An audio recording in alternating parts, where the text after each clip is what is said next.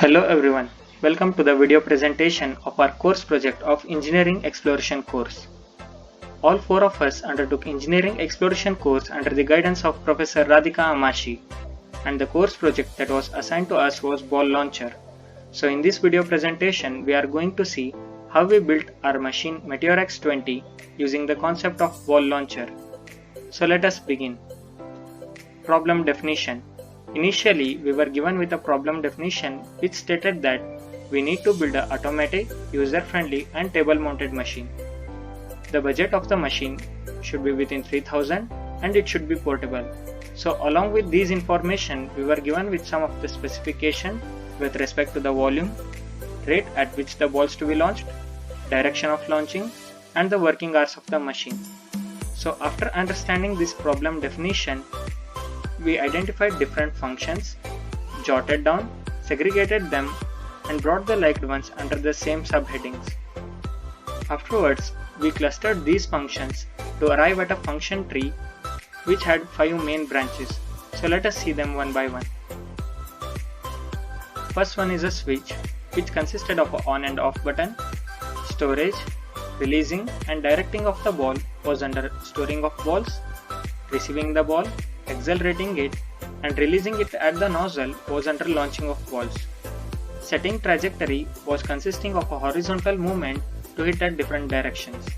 Finally, detection of the ball and alerting the user when the basket becomes empty was under indication and alerting.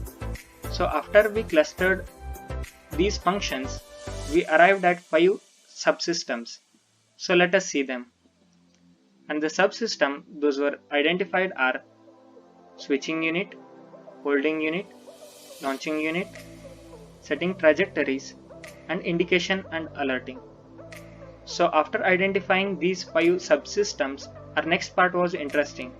It was a time to flow our ideas and imaginations onto the paper. Yeah, you heard it right. It is the designing of the models which consisted of all these 5 subsystems. So all 4 of us designed 4 different models which were based upon 4 different mechanisms. So those were, our first design was based upon the roller mechanism, and the second one was depending upon the crank and rocker mechanism, while our third design followed the cam and follower mechanism, and our last design was based upon the spring and piston mechanism. All 4 designs were fascinating, so we were in a confusion like which one to choose. So at this time, we were introduced with a new concept called as pug chart. So in this pug chart, we listed the objectives and gave the priority weightages to them and compared each model with our base model called as datum and calculated. So after the calculation, our first design stood out to be the champion. As we were clear with our model, for the work convenience, we divided entire project into 3 main parts. First was a physical model, next was the circuit connections, and the last was a programming part. So let us see them one by one. Before implementing it physically, it was necessary for us to have a precise knowledge of all the dimensions. Hence, virtual implementation helped a way lot in that. Herein, we have our subsystems that are implemented virtually. This is our first subsystem. In our first subsystem, we have a basket that stores the ball and a feeder disc which is connected to a stepper motor, and these both together are connected with the help of a connecting pipe. The balls from the basket passes through the connecting pipe and reaches the feeder disc. When the stepper motor rotates by a 240 degree, 120 degrees of each, the ball from the storage unit will be passed on to the second subsystem, launching unit. This is our second subsystem, launching unit. In the launching unit, it consists of a tube channel that directs the ball towards the nozzle. At the nozzle, we have 2 rollers that are connected to 2 DC motors, and we have a clamp that stiffly holds the tube channel in its position. All these components are supported by a base disc. So when the ball enters from the first subsystem, that is storage unit, it is directed by a tube channel, and when it arrives at the nozzle, these 2 rollers accelerate the ball and launches it. And the base disc is connected to a metal servo motor that is pivoted at the center. So when the servo motor rotates by a specific angle towards the left, the ball will be launched at the left direction. So when the servo motor rotates by a specific angle towards its right, the ball will be launched at the right direction. Our third subsystem consists of a poles and a base that acts as a structural support for the entire model. So after the integration of all the three subsystems, it leads us to the final model. Herein we can understand it clearly how our entire model works. Just briefing it once again, the balls from the basket passes through a connecting pipe and reaches the feeder disc. So when the stepper motor rotates by a 240 degree, it leads the ball towards the tube channel. So when the ball reaches the tube channel, it is directed towards the nozzle, and the rollers, in which one is rotating in the clockwise direction and the other is rotating in the anti-clockwise direction, accelerates the ball and launches the ball. So the rotation of the servo motor will help in launching the ball in different horizontal directions, like along the central axis, towards the left and towards the right. And next we have the circuit connections. So as we can see, we have used the Arduino Mega 2560 and two DC motors for the rollers, a stepper motor for a feeder disc, and a metal servo motor for setting the horizontal trajectory, and an IR sensors to detect the presence of the ball, and an external power supply to power up these motors. Bill of materials for the entire system. This bill of materials includes all the physical materials and the electronic components that are required to make our project. Next part was motor sizing and battery sizing. As I told you earlier, we were going to use three different motors. It was necessary for us to choose the specific motor. Hence, we calculated the net load that these motors are going to bear.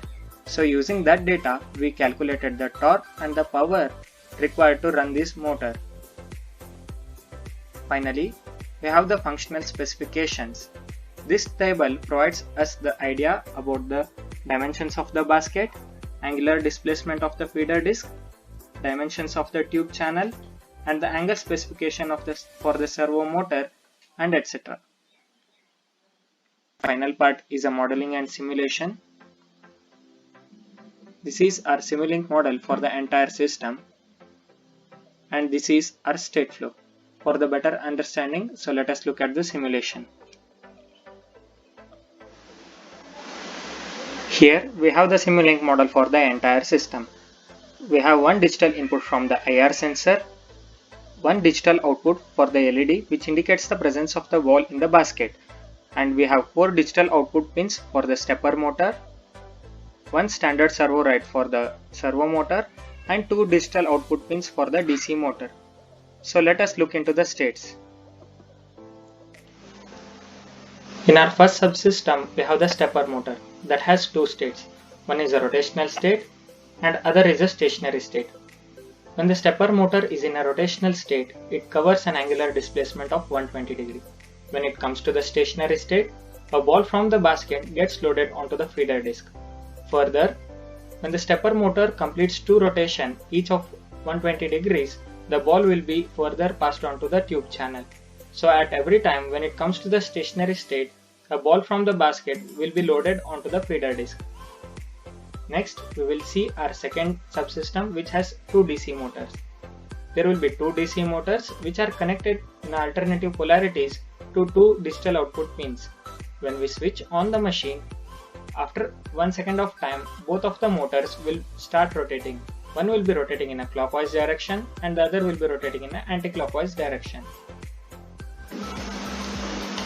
In our third subsystem, we have the servo motor that also consists of 2 states.